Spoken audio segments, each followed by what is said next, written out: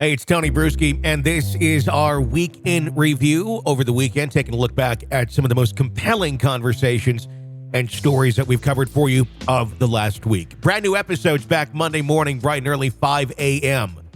here on the podcast. You're listening to the Hidden Killers podcast with Tony Brueski, featuring clinical and forensic psychologist Joni Johnston. Alec Murdaugh, possibly on his way to a new murder trial, not because he killed other people, but because, well, there might have been jury tampering, and the evidence looks pretty damning. And whether you think Alec Murdaugh is a horrible human being or not, most of us would, at least by the financial crimes and everything that he had done there and has admitted guilt to. If this happens in a courtroom, he is entitled to a new trial, and it's now beginning to go down that road through the courts, appeals and such. We'll see where it all lands. What I want to ask you about, Joni Johnston, is his demeanor in prison. He seems to be like a very happy, easygoing man in jail, almost like a man who thinks, you know what, I'm gonna beat this, and I'm gonna be out of here in a few years. I don't know. He doesn't necessarily, I guess, portray that of a man who is going to be spending the rest of his life in prison. I don't know if you've noticed that. I'm curious to get your take on his demeanor, his seemingly jovial feeling that we've heard on his phone calls and such, and just where he's at mentally. Is this an example of someone who's also just disconnected because they've dug their hole so deep that it's too painful to even feel the reality of what is surrounding them? I think a couple of potential scenarios kind of pop up for me. One is, having worked with so many different people who've been incarcerated over the years. I mean, people have different stories about when the reality sets in, that this is a permanent thing, or I may never get out of here. And I don't think that realization is immediate. Okay. Right. I don't think it is for most people. So I think that, and certainly for somebody like Alec Murdaugh, who his entire life has been able to get out of things, basically. And have people cover for him. And he spent a lot of time covering for other people in his family, certainly. I think that reality, I would imagine, and I believe that he is still thinking, I'm going to find a way to get out of here. And of course, this new trial, I mean, that's pretty good news if it happens. Right. So I think that there's that part of it that I think is definitely true, that the reality really hasn't sunk into him, that this could be a permanent situation for him. And number two, it's just amazing to me learning about this family and reading about this family and just trying to understand from a psychological standpoint, the almost critical nature of image and power and what being a Murdaugh seemed to mean.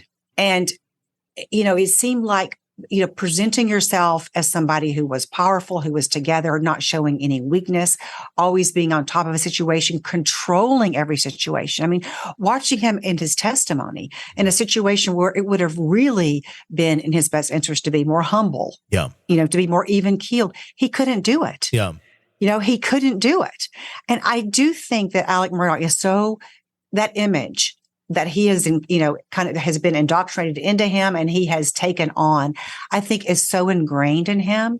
I can see him right now being in prison and being the same way, talking to other inmates, kind of becoming a boss, in terms of his influence in prison, being very likable. I can just see that happening.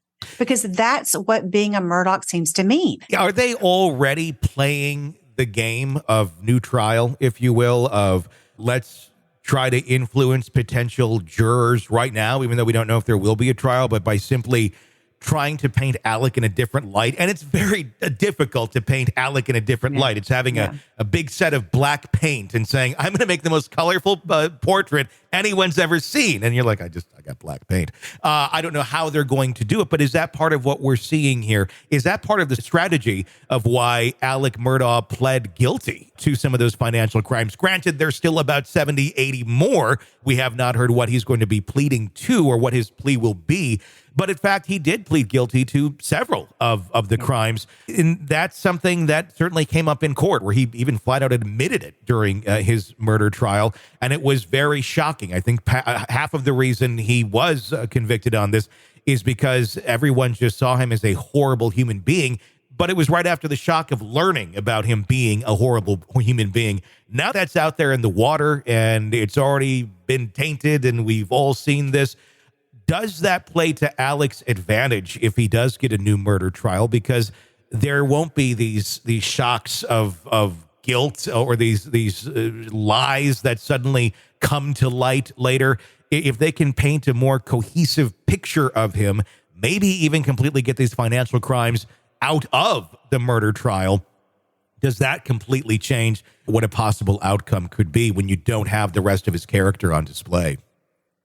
Well, I certainly agree with you, Tony, that this case has gotten so much publicity and just the facts are going to be very difficult, I think, for his defense to overcome. But I would certainly say that I would imagine everything that Alec Murdaugh has said publicly, and in particular his attorneys have said, has been very strategic. Mm-hmm. And so right now, I think they're focused on the message that the criminal justice system isn't fair. Look what happened. There was jury tampering. Somebody is trying to capitalize on Alec Murdaugh's fame. That wasn't fair to him. I mean, all that, right? Yeah. So I think they've done a very good job. And unfortunately, they had some help, right? In terms of there being some evidence of jurors coming forward and saying this. So I'm not saying they're making this up. I'm just saying they are going to capitalize on that as much as they can. To the extent that they can use any of that to somehow soften or divert some of the things that Alec has done, they're going to be, of course, they're going to be doing that. Sure. And would it help him? I mean, I know that the financial crimes, I think, were initially forbidden. And then the defense attorney, I think, unwittingly opened the door during a cross-examination, and they were allowed to come in. Mm-hmm. And so it's very possible that they would be able to get those excluded, in a second trial. Would that change the outcome? It's hard to imagine to me. Yeah. That ultimately, would it change? Could you prevent some more mitigating factors? Might it lighten the sentence? I mean, those are, I think, more viable possibilities to me than thinking he could be found innocent at this point. Would they need to change the story up at all? Like if they just went in, literally presented the same story they did last time, take the financial things out of it, strictly murder and the accusations there, is that strong enough to convict him a second time?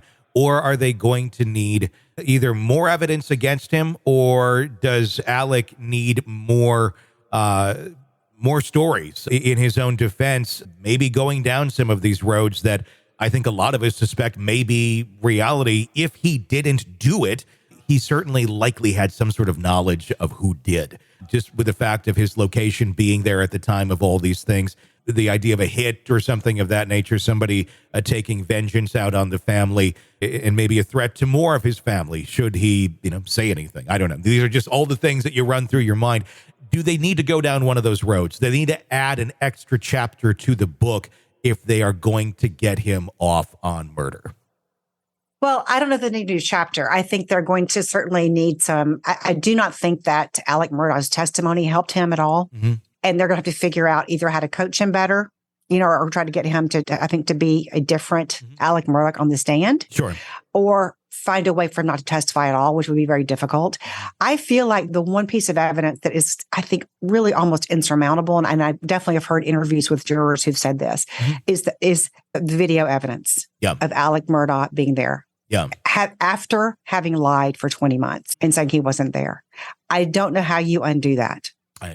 And so I think, I think there was just enough evidence there that, the defense is they'll reevaluate everything. I mean, you have the opportunity. Now they know what the prosecution's presented in the first trial, right? If he gets a second one. So they can look and see what was damning, how to mitigate, how to work around that. But so will the prosecution as well.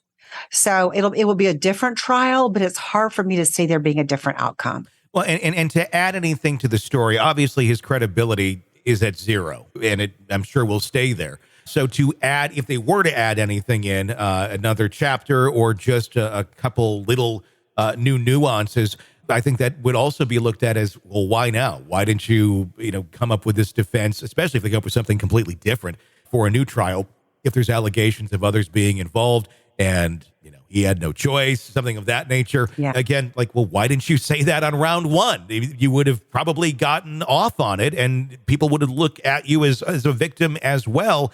but clearly they never went down those roads. Exactly. And I wonder, I really do wonder if there hadn't been that video, Yeah. if there would have been a different outcome. And it's not hard to imagine there might have been. Yeah. I mean, it certainly still places him there without a doubt. It's just we still, I mean, I'd say a lot of us are 98, 99% he pulled those triggers, but there's still those little bits where it's like, well, maybe, there's something stranger than reality going on here, but only Alec knows that. Yeah. And I definitely think no matter what happened, and I do believe that, I do believe if he didn't pull the trigger, which I think he probably did, he certainly masterminded it. He is the one who knows that. Yeah. It's up to him if he's ever going to share any of that or just go to his grave with that tragedy. Yeah. It's hard to me to imagine, just given, like I said, that some of the values that have been that are in that family. It's hard for me to imagine him ever admitting guilt. Ever. Sick of the ads? We are too. Start listening with no commercials now and get access to all of our episodes in advance of everyone else. Become a True Crime Today Premium Plus subscriber on Apple Podcasts. Search True Crime Today Premium Plus on Apple Podcasts or go to our podcast page and sign up now. True Crime Today Premium Plus. Sign up now.